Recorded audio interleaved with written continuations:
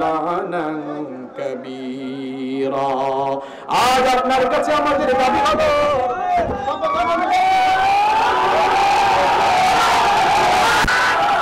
আসসালামু আলাইকুম, আমি ইকরামউদ্দিন। যারা সিলেটি স্টার ইউটিউব চ্যানেলে আছেন, আমাদের সিলেটের ভাই বোন সহ সবাইকে স্বাগতম জানাচ্ছি নতুন আরেকটি ভিডিওতে। আপনারা ইতিমধ্যে হয়তো ফেসবুকে অনেকটাই দেখেছেন আমাদের সিলেটের হজরত মাওলানা হাসিবুর রহমান সাহেবকে কুমিল্লার একজন চেয়ারম্যান, ওই এলাকার বর্তমান চেয়ারম্যান কিভাবে অপমান অপদস্থ করেছে। আপনারা অবশ্যই কিছু সময় আমার সাথে থাকবেন, সারা ভিডিওটি দেখবেন, তারপরে আমি কিছু কথা আপনাদের সাথে শেয়ার করব। কারণ কথা না বললে কিন্তু আমাদের হয় না, আমাদের সবাইকে এভাবে প্রতিরোধ গড়ে তুলতে হবে। আর না হয় কিন্তু আমাদের ইসলাম, আমাদের মাওলানারা ওয়াজের মঞ্চে কিভাবে একজন আলেমকে অপদস্থ করা হয়, অপমান করা হয়, কিভাবে দলের আপনার ক্ষমতা দেখানো হয়, কিভাবে সরকারের ক্ষমতা দেখানো হয়, কিভাবে দেশের আইনের প্রশাসনের ক্ষমতা দেখানো হয়, এটা অবশ্যই আমাদেরকে বুঝতে হবে। আপনারা অবশ্যই থাকবেন আমার এই ভিডিও জুড়ে। আল্লাহর কাছে তারা তখন দুইটা আবেদন করবে, জুড়ে কোন কয়টা? এক নাম্বার তারা বলবে ওয়াকালু রব্বানা আরিনা আল্লাযীনা আযাল্লানা মিনাল জিন্নি ওয়াল ইনস ওয়াকালু রব্বানা ইন্না আতা'না সাদাতানা ওয়া কুবারানা ফাআদাল্লুনা সাবিলা। তারা বলবে আমাদের রব, এরা আমাদের নেতা ছিল, আমরা এদের অনুগত ছিলাম, আমরা এদের অনুগত হয়ে তারা যা বলেছে আমরা তাই করেছি। ফাআদাল্লুনা সাবিলা, এরা আমাদেরকে দিকভ্রান্ত করেছে, পথভ্রষ্ট করেছে। আজ আপনার কাছে দাবি হলো ربنا آتهم ضعفين من العذاب والعنهم لعنا كبيرا। আজ আপনার কাছে আমাদের দাবি হলো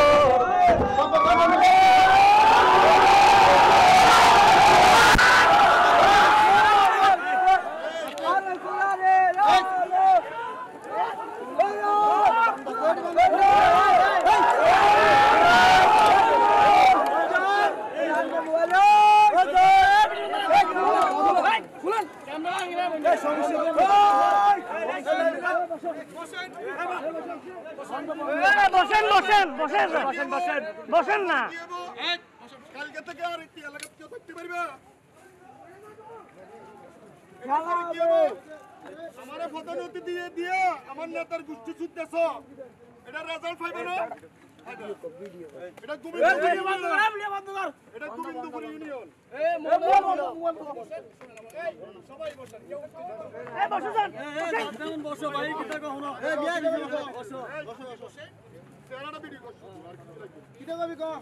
বাইরে প্রধান অতিথি দি বাইরে ঠেলা হুনাতে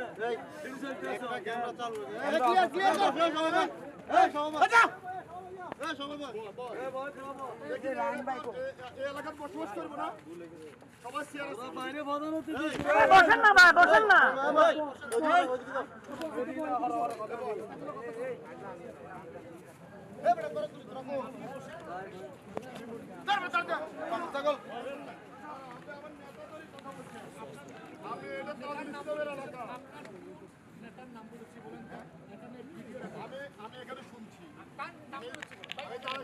শুনেন, আমি ইসলামের বিরুদ্ধে কথা বলি, আমি মাহফিলে যান, আপনি মাহফিলে যান।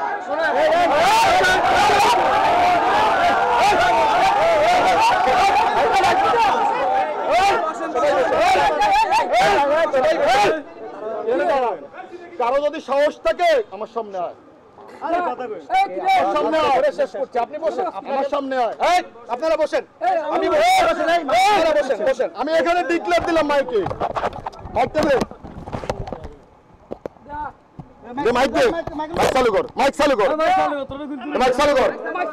আমি ডিক্লেয়ার দিছি আগামী দিন এই তাইরির বাড়ি এখানে মরুভূমি করে আমি এখানে শাকসবজি চাষ করবো আগামী দিন সকাল 10টা থেকে, আমি বলে দিলাম।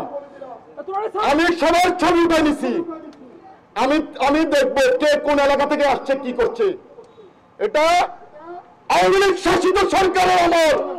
খবরদার বলে দিল, শান্তিপূর্ণভাবে এলাকায় আপনারা বসবাস করছেন, আমরা শান্তি নষ্ট করি নাই। আমার গোট থেকে তুলে আনবো সেই ব্যবস্থা আমাদের আছে।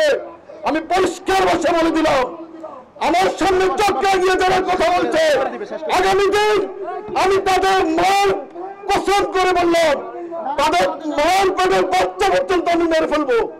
আমি সন্ত্রাসী থেকে চেয়ারম্যান হয়েছি, আমি গুন্ডা।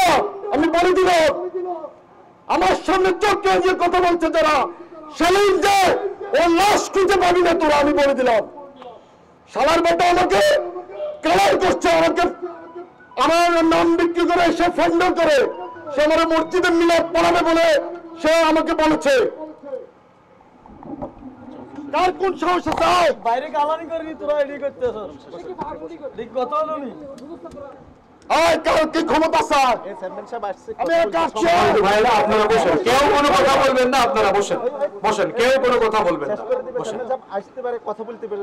আপনারা বসেন, এই বসেন বসেন। যদিও ভিডিওটার শেষ পর্যন্ত আমরা ভিডিও ফুটেজ আমরা দেখতে পারি নাই, আমরা অডিওই শুনছিলাম, কিন্তু উনি বলছেন উনি গুন্ডা, উনি সন্ত্রাসী, উনি গুন্ডা থেকে চেয়ারম্যান হয়েছেন এবং সন্ত্রাসী থেকে চেয়ারম্যান হয়েছেন।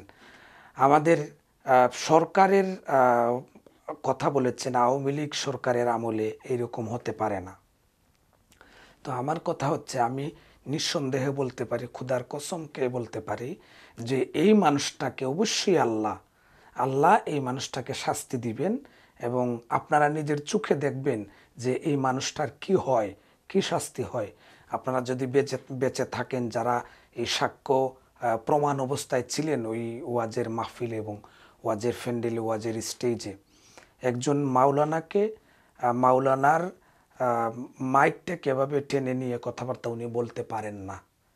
তারপরে আপনারা দেখেছেন হাসিবুর রহমান সাহেবের গাড়িটাকে ভাঙচুর করা হয়েছে এবং গাড়িতে হামলা করা হয়েছে। এখানে আমি মনে করছি না যে হাসিবুর রহমান সাহেবের কোনো দোষ আছে। উনি ওয়াজ করেছেন সমাজের জন্য, সমাজ পরিবর্তনের জন্য, ইসলামের জন্য, দ্বীনের জন্য ওয়াজ উনি করতেই পারেন, কিন্তু এভাবে ওনার মতো একজন এবং সিলেটের মানুষের উপরে এটা আমি মনে করব এটা হামলা। আপনারা যারা আলেম উলামা আছেন এটার প্রতিবাদ অবশ্যই করুন, প্রয়োজন পড়ে ওই চেয়ারম্যানের উপরে আপনারা মামলা দায়ের করুন। আমরা যারা সাধারণ পাবলিক আছে, সাধারণ মানুষ যারা আছে, আমরা অবশ্যই আপনাদের পাশে আগেও ছিলাম, এখনও আছি। এই পাশে থাকার ব্যাপারে আমি আপনাদেরকে একটা কথা বলে যাই। একজন ভাই, আমি গত একটা ভিডিও, এরকম একটা হামলার ভিডিও হয়েছিল, আমি প্রতিবাদ করেছিলাম, সেখানে একজন ভাই বললেন যে দেখেন শাহ আব্দুল করিম সাহেব কিন্তু মাওলানা যারা আছেন তাদেরকে কিন্তু শাহ আব্দুল করিম সাহেবরে হাড় চুকে দেখেছেন এবং ঈদের নামাজ পড়তে দেন নাই, বিভিন্ন ধরনের কথাবার্তা বলেছেন। একটা জিনিস হলো, হাতের 5টা আঙ্গুল কিন্তু সমান নয়। আমরা হাতের 5টা আঙ্গুলকে যদি সমান করে দেখি তাহলে এটা হবে না। তবুও ইসলাম ছিল, থাকবে, আছে, এটা ধ্বংস হবে না, ধ্বংস করার মতো নয়। এবং যারা দ্বীনের প্রচার করছেন তারাও আছেন, ছিলেন, থাকবেন। এই বিষয় নিয়ে আমি তর্ক করতে চাই না। আমি একজন মুসলমান হিসাবে, মুসলিম হিসাবে ওয়াজ নসিহত আমরা দেখে আসছি, শুনে আসছি, এটার পক্ষে ছিলাম, সারা জীবন থাকবো। গান এটা হচ্ছে আমার মনের একটা পছন্দ, এটা আমার পেশা, আমি গান করি। গান করলেই নামাজ পড়া যাবে না এমন কোনো কথা নয়, গান করলে ওয়াজ শোনা যাবে না, যাওয়া যাবে না এমন কোনো কথা নয়। যতই আলেমুল্লামারা বলেন না কেন হারাম হালাল এই বিষয়টা নিয়ে, যারা পেশা হিসাবে নিয়েছে তারা বুঝে শুনে কিন্তু এই গানটাকে নিয়েছে। আমি অনেক সময় আলেমুলামাদের পক্ষ নিয়ে কথা বলি বিদায় আমার যারা আছেন তারা অনেকেই অনেক কথাবার্তা বলেন। দেখুন, এই জিনিসটা খুবই জঘন্য এবং খুবই খারাপ। আপনি কোথায় কোন সমাজে পাবেন যে বাংলাদেশের আইনেও নাই, বিশ্বের কোনো দেশের আইনেও নাই যে আপনি একজন ধর্মীয় একটা প্রতিষ্ঠানে বা ধর্মীয় একটা অনুষ্ঠানে গিয়ে আপনি এভাবে গুন্ডা, সন্ত্রাসী হিসাবে পরিচয় দিয়ে আপনি তাদেরকে, এলাকার মানুষকে শাসাবেন এবং আলেম উলামাকে শাসাবেন। এটা কোনোভাবেই আলেম উলামারা মানতে পারে না। আমরাও যারা ইসলামের পক্ষে আছি তারাও কোনো সময় মানতে পারি না।